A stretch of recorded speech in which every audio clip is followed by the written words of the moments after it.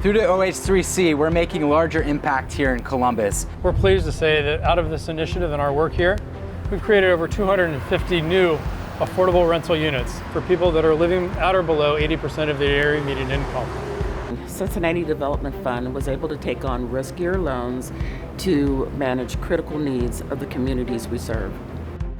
Initiatives like this and involvement from your private sector organizations who have the profit to invest and make an impact in these neighborhoods is key. We could not be happier that the work that CDFIs are doing across the country is being recognized by major banks, philanthropies, and investors, and we look forward to continuing this.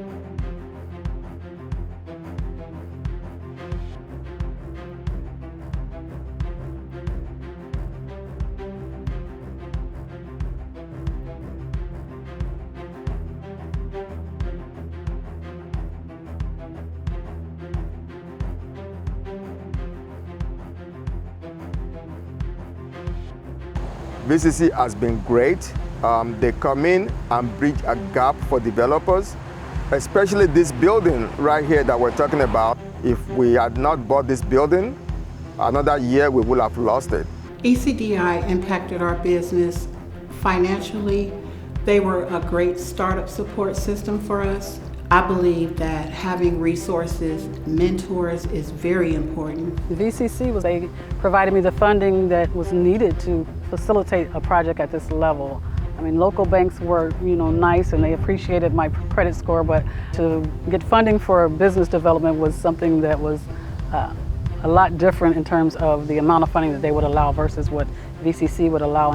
Being able to work with Village Capital Corp to be able to provide the stability that this project needs is really important. We've been able to make mistakes and learn from those mistakes, and it's not something that we would be able to do with a normal funder or any other normal partners. Through the partnership we have through OH3C, it's allowed us to fund our time and investment into the neighborhood through the trainings that we've been able to provide. Our entrepreneurship class has greatly improved, and through this they've been able to see the reality that is starting your own business. The Capital for Construction program was key in our success. We couldn't have bid some of the sizable jobs that we did bid without using the Capital for Construction for cash flow. We started doing rental development on a small scale of about 5 to 7 units a year.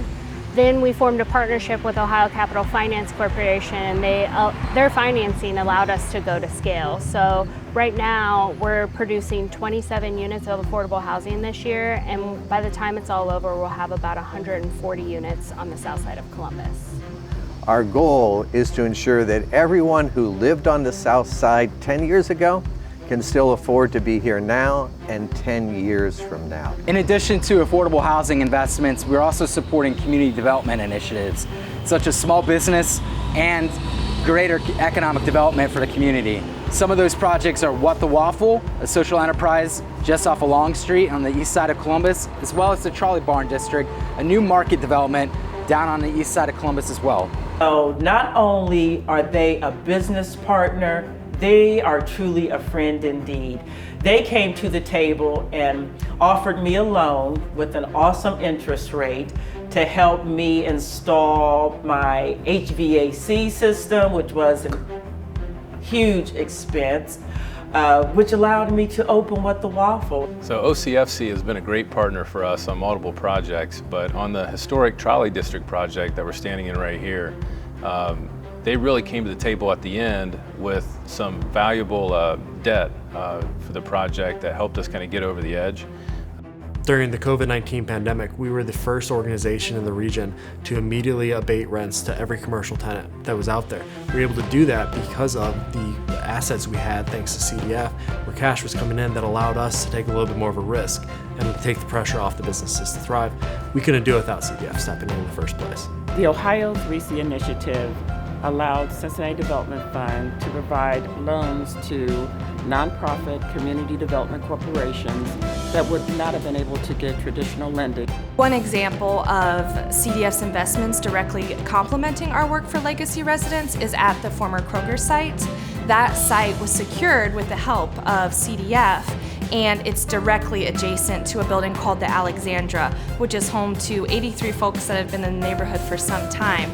That building was going through foreclosure, and the Walnut Hills Redevelopment Foundation was able to stop that foreclosure and allow our neighbors to stay in place. Our relationship with OH3C has been very important in terms of building a relationship in the community with small businesses, where we just don't get to know the businesses, but we get to know the partners in the community as well.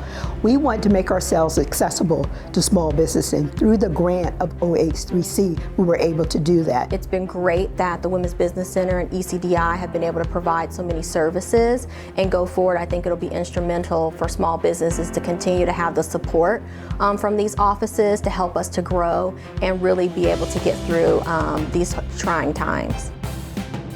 So this building that we're sitting in, the former Price Hill Masonic Lodge, was built in 1911, finished in 1912, and used by the Masons until the mid-1980s, until they left it behind. And then for 35 years, this beautiful building sat here vacant and decaying. Not only was this not an asset for the neighborhood, it was heavy on the sort of spirit of the neighborhood. So by Price Hill Will working with Cincinnati Development Fund and Ohio 3C, we were able to bring this building back to life. So what that means is this is a space for arts and community.